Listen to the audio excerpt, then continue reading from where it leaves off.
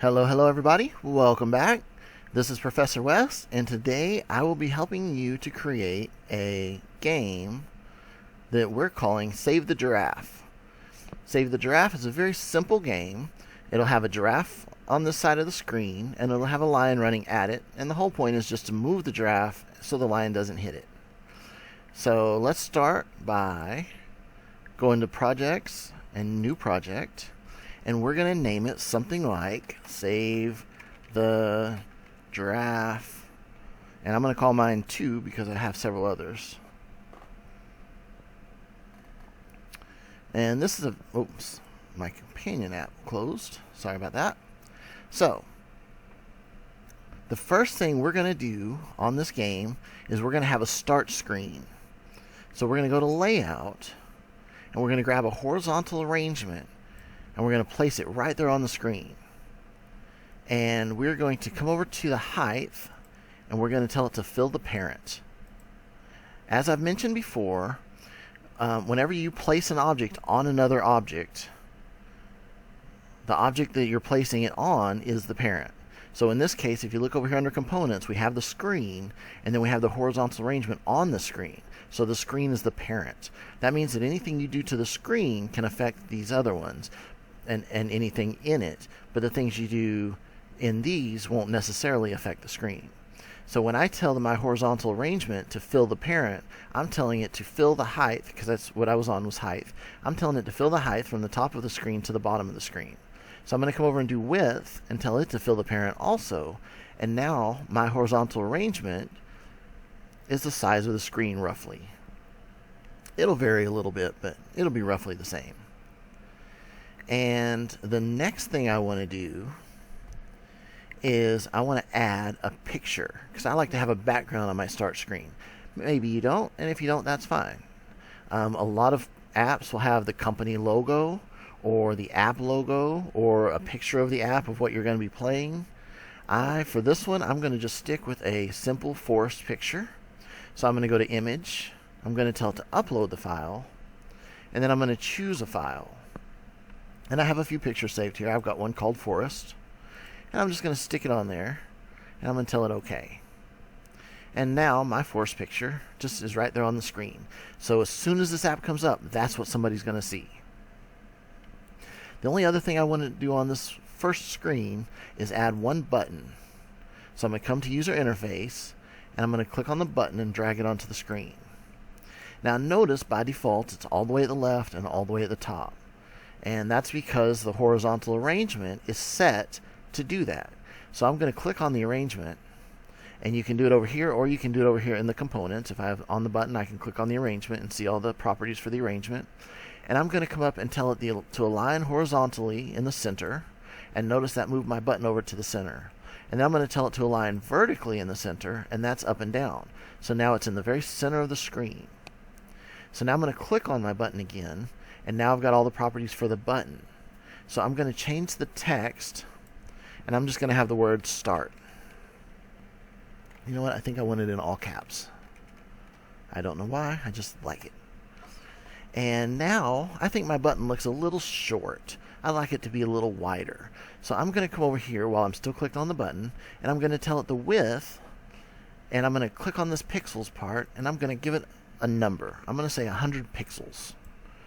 And so that's 100 pixels wide. That's good, but I'm going to do a little bit bigger. I think I want to do about 130. Yeah, I think that's pretty good. And I'm going to tell the height to be, I don't know, let's say 85. See how that looks. Oh, that's way too big. Okay, so the height should go maybe around 40. Oh, that's not bad.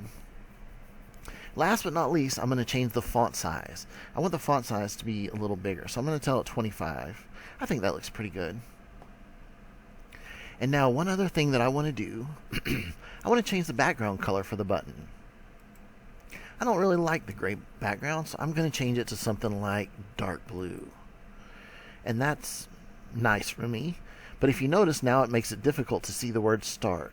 So now I'm going to come down below the text, and I'm going to change the text color to something light. Anytime you have something dark and you have text, you want the text to be light. And anytime you have something light, you want the text to be dark. That way it's easier to read. That's why you often have a white screen with black text. So I'm going to look at yellow. I like yellow. I could try orange. I think I like the yellow best. So I'm going to do that. So one more thing that we want to do. In the programming world, the more items you add onto the screen, the harder it gets to remember what each one does. So right now I have one button. So it's really easy to remember that it's the start button. But what if I had 10 buttons? What if I had 20 buttons? I don't want them to be named button 1, button 2, button 3, and me have to sit there and try to figure out what each one does. So the good habit to get into is to go ahead and rename them. So if you've got it clicked on, all you got to do is come down here to where it says rename, and you can call this button anything you want as long as you don't use a space. It's really good idea to use a descriptive name, something that lets you immediately know what it is. So I'm going to put START BTN. That's pretty standard in the programming world to have a button and put BTN at the end of it. I did it in all caps just because you don't have to do that. I just did it that time for some reason. And I'm going to do the same thing for the horizontal arrangement. I'm going to click on it, and then I'm going to tell it to rename it. And I'm going to call this Start Screen. And no capitals, no spaces. But I noticed that I capitalized the first letters of the words. Some people don't capitalize the first letter of the first word, and then they capitalize the letter of each word after that in a string like this, just to make it easier to see, instead of it being one long series of text. And we call that camel case. But that's very, very, very frequently done in programming. And I'm going to leave it like that. And now I know exactly what that screen is and exactly what that button does. So when I click this button, this screen's going to disappear, and I'm going to go right to the game. So now we need to set up the game screen. So I'm going to make this screen invisible. Notice I'm still clicked on my vertical arrangement, my start screen. I'm going to click the visible button here, and that hides it. So I'm going to go back to layout, and I'm going to grab another horizontal arrangement, and I'm going to put it on there. And I'm going to do the same thing I did with the other. I'm going to make it height, fill parent, and width, fill parent. And this is going to be my game screen. So I'm going to go ahead and I'm going to set the image to also be the forest. Now notice I don't have to upload it again because it's already here in my list. When you upload pictures, it takes up space, and space makes programs run slower and makes your apps run slower and takes more resources. So instead of having to upload 5 different pictures of this forest so I can use it in 5 different places, we just upload one and tell it to use it there. So you just click on it and click OK, and now I have my background for my game. In programming, on visual programming, anytime you have a picture in a game. Now this is a background, so that's a little different. But the pictures that we're going to use in the game are called sprites. Sprite, just like the drink, S-P-R-I-T-E. If you come over here under drawing and animation, you see image sprite. But you cannot put an image sprite onto a horizontal arrangement or anything else except a canvas. Sprites can only live on a canvas. So we need to grab this canvas and drag it over here. And I'm going to tell it to fill size for the height and width again. So I'm going to go to the height, and I'm going to tell it to fill the parent. And I'm going to go to the width, and I'm going to tell it to fill the parent that way too. Now it's as tall and as wide as my screen. Notice how it looks white and you don't see the forest background that we just put on. That's okay. That's because we're in design mode. When we run this app, it'll be transparent and you'll see the background. So don't worry about that. So now, the next thing I'm going to do is I'm going to grab me a sprite and I'm just going to drag it over. I'm going to keep it kind of towards the left here, and this is going to be my giraffe. I'm going to turn that into a giraffe in just a minute. I'm going to grab another one, and I'm going to do it about the same height over towards the right, and that's going to be my lion that chases the giraffe. So, let's go ahead and click on this first one, and let's make sure it's selected, and let's rename it. And I'm just going to call it giraffe. And I'm going to do the same thing for the other one. I'm just going to call it lion. I'm going to rename it. Now, when I'm writing code for them and I'm telling it which one to do, I know for sure which one I'm referring to. Whereas with image 1 and image 2, I might not. As long as I'm renaming things, I'm going to go ahead and name this horizontal arrangement. I'm going to rename it also, and I'm going to call it game screen. So now I've got my start screen and I've got my game screen. So let's go into these sprites and let's add a picture. To do so, we just go right to picture just like we did before, and only instead of forest, I'm going to go to upload file. I'm going to tell it to choose a file, and I'm going to go to any picture I have on my screen that I want to use, or on my computer. Here's a picture of a giraffe. I'm going to use it. I'm going to click OK, and then I'm going to click OK. Now look at how freaking big this giraffe is. I should have had a smaller image, but I didn't. But that's okay. Now I can come up to the height, and I can tell it in pixels. A pixel is a tiny little amount across the screen. I'm going to tell it in pixels to be about 100 pixels for the height. And I'm going to tell it the width will also be about 100 pixels. And that's going to make it about that big. That's still a lot bigger than I want. I don't want it to be that big. So now I'm going to cut it down a little more. I'm going to change that to, let's say, 50. And 50. And that's a little better. I think it still needs to be a little smaller for this game at this point. So I'm going to go down to 40.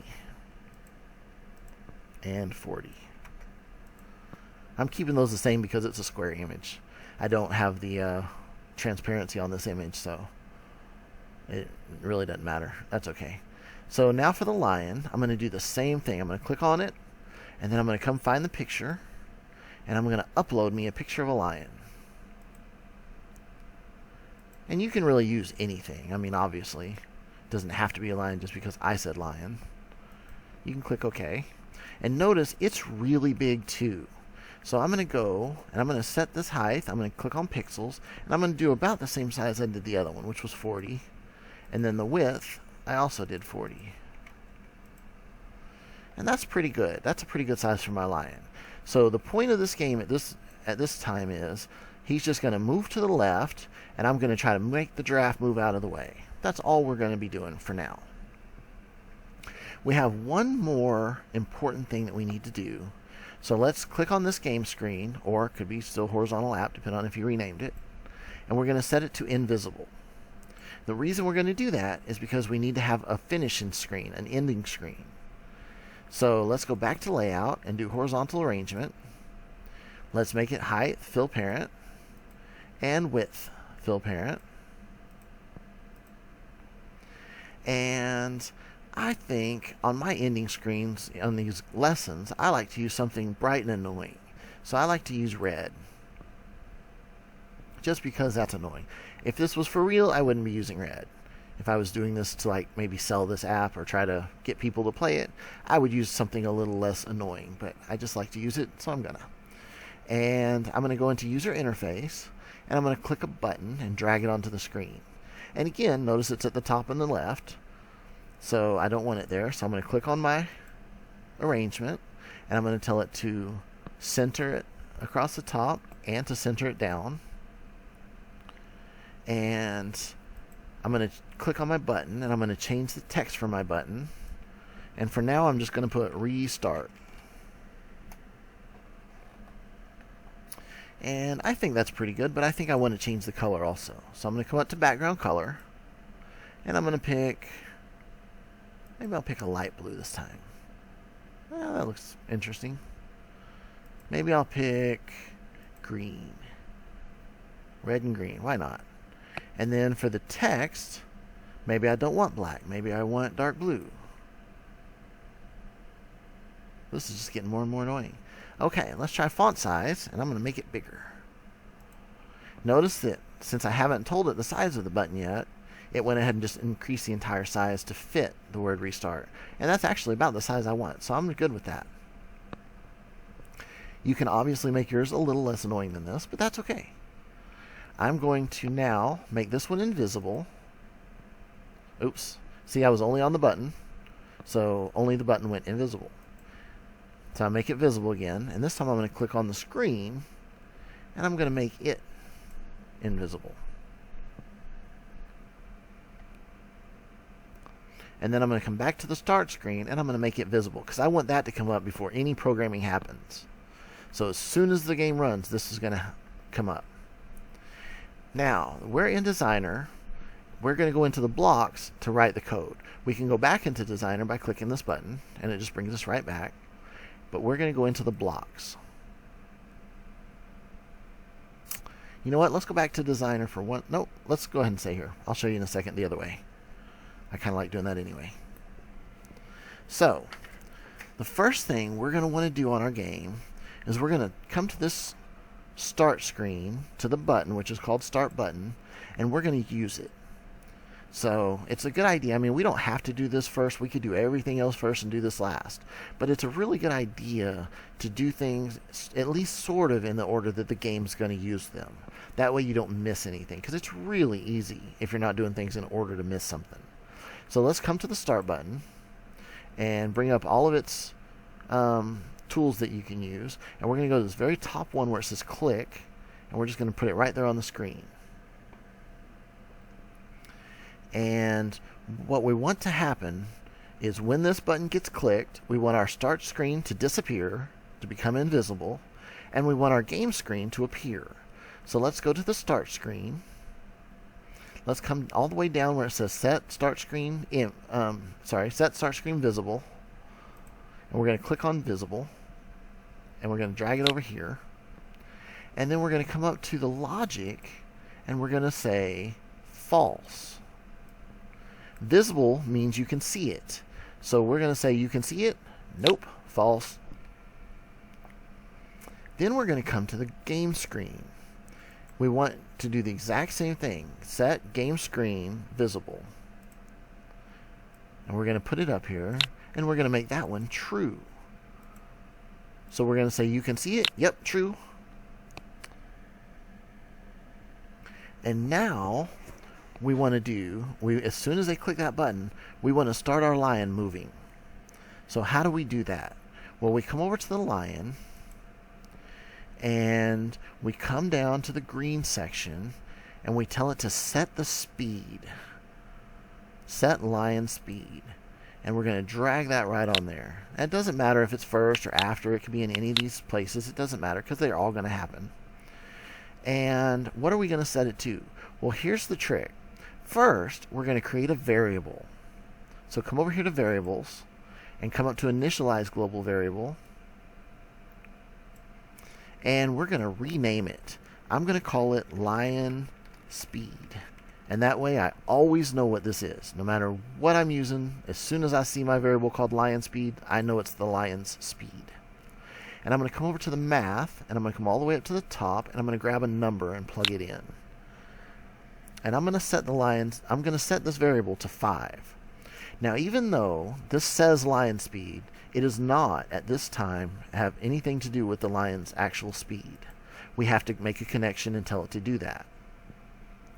So, to do that, we've already got our set lion speed to. So we're going to point to the name here and see how it comes up with a get and a set. Get asks what the value of that variable is, and set tells it what the value is. Since I want to ask it what the value is, I'm going to get the get, and I'm going to plug it right in. So right now, the value is 5. So when it says get the value, it's going to say, okay, the value is 5, and it's going to set the lion speed to 5. Now we need to do one more thing. Let's go to the designer, and we're going to use a new component that we haven't used in any of the previous tutorials yet. And it's going to be under sensors. In the last one, we used the accelerometer, which let you shake it and something happens. In this one, we're going to use the clock. So grab the clock and drag it on. It doesn't matter which screen you drag it to. Notice over here, it didn't put it on one of the arrangements or anything. It put it on the main screen because it's invisible and it's going to run in the background. So you won't ever see it on the screen. It'll be down here. Now we're going to go back to the blocks, and we're going to use it. So let's come down to the clock, and we're going to say, we're going to go to the green section, and we're going to say set clock 1 timer enabled. So we're going to set that timer enabled, and we're going to set that to true. So you can come back over like we did earlier and go to logic and true, or you can just copy one from over here. I'm just going to right click and duplicate that one and stick it on. Now let's go back to the timer for a second in the designer, and let me show you a couple things about it. Make sure you clicked on it. It starts off with the timer interval. Now how a timer works is it repeats an action every certain amount of time. 1,000 is milliseconds. So 1,000 equals 1 second. So if I told my lion to move across the screen every 1,000 intervals, it would go, what? 1,001, blump, 1,001, blump, 1,001, blump, 1,001. I don't want it to do that. That looks choppy and cheesy. I want to go with something a lot quicker than that. So I'm going to do 50. This is 1/20th of a second. So in the time I say 1,001, it goes bloop, bloop, bloop, bloop, bloop, bloop, bloop, bloop, bloop, bloop, however far we've told it to go in that amount of time. I hope that makes sense. So let's go back to the blocks, and we've already set all this part up. So let's go ahead and start working on the next part. When you click the giraffe, the whole point is the giraffe's going to go up a little every time you click it so that it can get out of the way of the lion. We're going to use the timer in a minute with the clock to have it slowly falling. So as we're trying to make it go up, it'll be falling. But for now, we're going to go to the giraffe, and we're going to go up to the goldish ones, and we're going to get touched. And we're going to put it over here. Now, because the giraffe is a sprite and not a button, we don't have clicked. If it was a button, then when we click on it, it would have to use the click event. But this one is a sprite, it's a picture, so we're just going to have the touched event. So when the giraffe gets touched, something's going to happen. So we're going to go back to the giraffe again and tell it what to do. We're going to say to move. So call giraffe move to. And move to just lets us designate the coordinates of where it's going to be on the screen. So let's use the move to. And I'm going to go to math, and I'm going to go all the way up, and I'm going to click on the number, and I'm going to put it here because I want it to always stay close to the left edge. I don't want it running around out here. I want it to be close for now for this game. And you can do something different later if you'd like. The next thing we're going to do is we're going to go back to math, and we've used the one with the plus in previous segments. In this one, we're going to use the one with the minus. So let's go ahead and grab that one and just plug it right in because we want to subtract, and I'll tell you why in just a second. So the next thing we want to do is when the giraffe gets clicked on, when we touch it, we're going to move it to, and we have to first, before we can move it, we have to get its current location. So let's come down to where it says the giraffe Y, because we want to get its Y number. Remember, we're going to leave its X number at 2 all the time, but we want to get the Y number.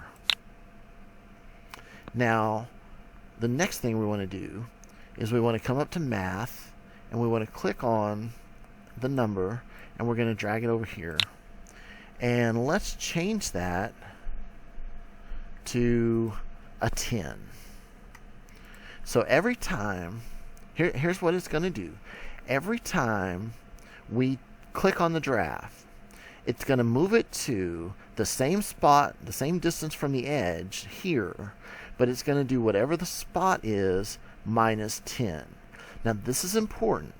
The way the screen is set up for the y-axis, 0 is at the top and 500 is at the bottom. So if it's right here and you subtract 10 pixels, then it's going to go up. So every time I click it, it's going to go up some. And this is important because in a minute we're going to set the timer to keep dropping it down, so we'll have to keep clicking to get it up out of the way. Also, just for reference, the X goes across, it starts over here at the left side of the screen and goes all the way to the right side to 500 over here. So X's 2 is going to keep it really close to this left screen. Okay, so that's what happens when we click on it. The next thing we need to set up is what happens when we touch, or when it touches something else, when it collides. So let's go back to the giraffe, and let's say when it collides. Let's get that one. It was the top one. When giraffe collides with. And we are going to use a control here, and we're going to use an if-then statement. And I'm just going to click on it and drag it over. Now let me explain if-then statements real quick for anybody that doesn't already know. An if-then statement is one of the most powerful statements in programming because it gives us the option to have multiple outcomes depending on some condition.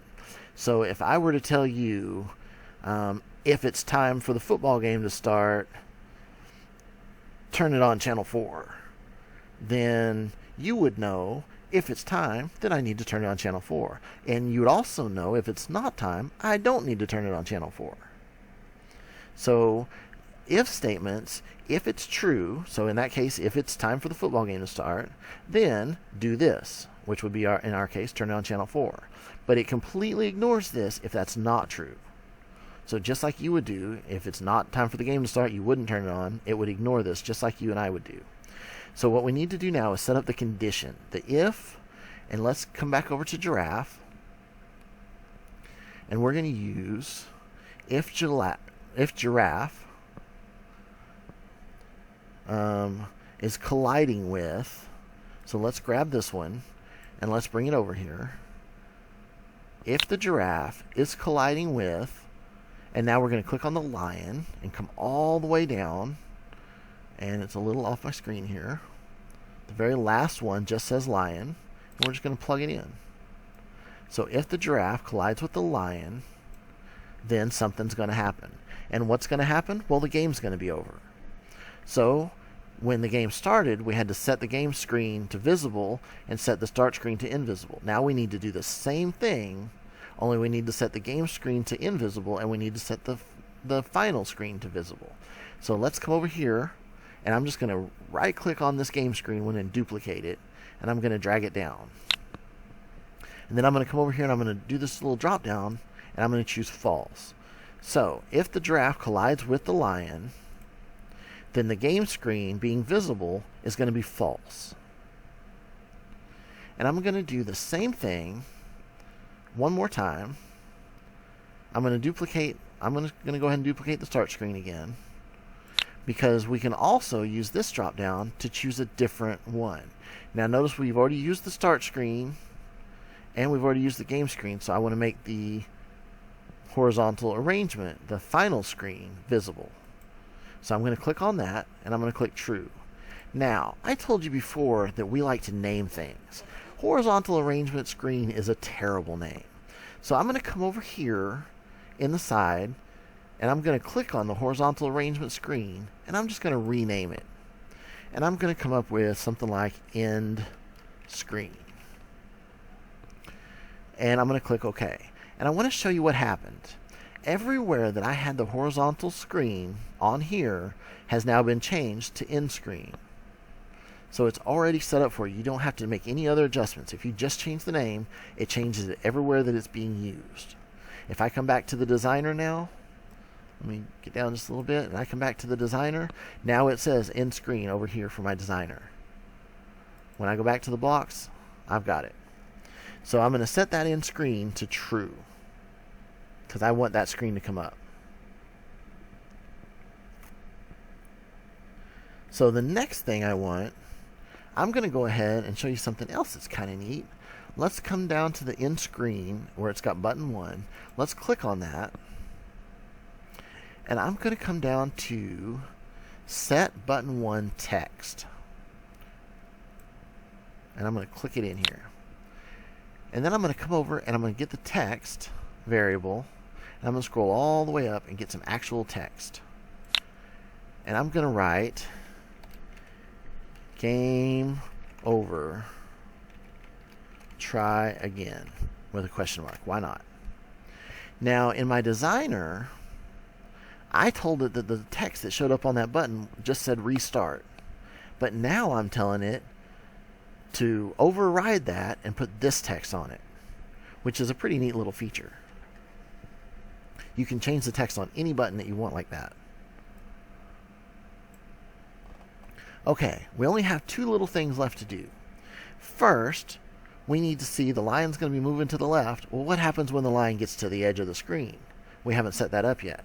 So let's click on the lion, and let's say that when the lion reaches the edge, when lion edge reached, and all we want to do is we want to do a move to, so let's go back to lion. Just like we did with the giraffe a while ago, we're going to do a lion move to, and we're going to have the X and the Y coordinates. Now, if you come back over to the designer for a second and you click on your lion, you can see over here the X and the Y coordinates where you set it. And every time I do this, it's different. So when I put them up here a while ago, I tried to put them at about the same level. My X was at 207 and my Y was at 216. So I'm going to use those numbers here, 207 and 216.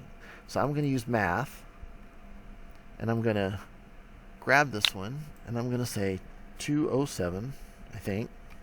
If not, it doesn't really matter. And I'm going to grab this, I'm going to duplicate it, and I'm going to put it here, and I'm going to say 216. In reality, it wouldn't have mattered if I left it at 207. It would have been pretty close to the same spot because, 10 pixels is a very small amount. So it would have been very close to the same spot. So as the lion moves across now, when it gets to the edge of the screen, it's just going to come back to that starting point and start moving again. So next thing we need to do is we need to set up our clock. So let's go to the clock, and let's do the only action that we have here is when clock 1 timer. And we're going to set that up. And so what we're going to tell it to do here is every so many seconds do something, or every so many parts of a second. So let's go into the giraffe, because the timer is going to work on the giraffe. Let's go down to the purple, and we're going to tell it to move to. Just like a while ago, whenever we touched it, we told it to move up. Now we're going to tell it to do something different. And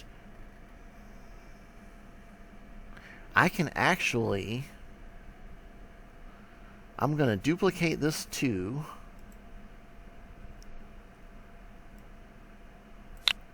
And I'm going to duplicate this block. But I'm going to change this 10 to 1. And now my giraffe's going to fall down the screen, right? Actually, no, that's not going to work. Because, remember, it starts with a low number, and then it gets higher as it goes down. So subtracting the number would actually make it go up. That's not what I want. So let's click on this and pull it out of the way. And let's go over to math. And let's come all the way up by the top, and let's get the one with the plus on it. And we'll put it in. And then we'll put both of these into it. And I'll just delete this extra little minus one. So now what's going to happen is every 20th of a second, remember that's what we set our interval to, is we set it to 50, which is 20th of a second. Every 20th of a second, we're going to add 1 pixel. So our giraffe's going to go, I'm sorry, it's going to be coming down. It's going to be going like this. And every time we click on it, it's going to jump up 10. So 10, 10, 10, but it's going to be slowly coming down also. Okay, we only have one last thing to do. Now we have to set up our code for our end screen. So in this button, let's do the button click. And this one's very simple. All we have to do is tell it that the end screen is no longer going to be visible. So set end screen visible. And I'm going to copy this false and duplicate it. So we're going to set the end screen visible to false, so it'll disappear. And then we're going to set the game screen visible to true, which we can just copy this one up here and duplicate it, or we could do it the hard way, either way. So now our end screen is going to be false and our start screen is going to be true. So let me run the emulator. Okay, so I've got the emulator running, and it's always a good idea to test your programs anytime you create one. So I see here that even though on my design screen the start showed up just fine, here it's a little bit cut off. So I'm going to need to adjust that button in a minute. But let's go ahead and click on it, and oh, now my line is moving the wrong direction. But every time it gets to this edge, it starts over. There's a good reason for that. If you look in the designer and you click on the, let's see, if you click on the line, yes, and we tell it the heading is 0, which tells it to move to the right. We need to change that to 180. And doing so, now I'm going to have to refresh.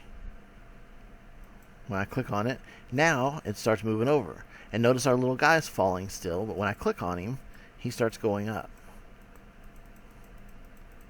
So I want to get up. Go, go, go, go, go, go, go. Oh, no, the lion's going to get him. Oh, game over. Try again. So there's a lot of other things we can do to this that would make it a lot more fun. Obviously, just trying to dodge one lion isn't enough. So some things that you could do would be, if your giraffe touches the bottom screen, you lose. You could also add additional lions to the screen coming across. You can set, instead of having one speed for all of them, you can set all of their speeds different. Every time one hits the edge, you can have it increase that one's speed a little bit. There's a lot of different things you could do that would make this game a lot more interesting. But for now, that was it. I hope you enjoyed, and I look forward to seeing you next time. Don't forget to like and subscribe. Bye.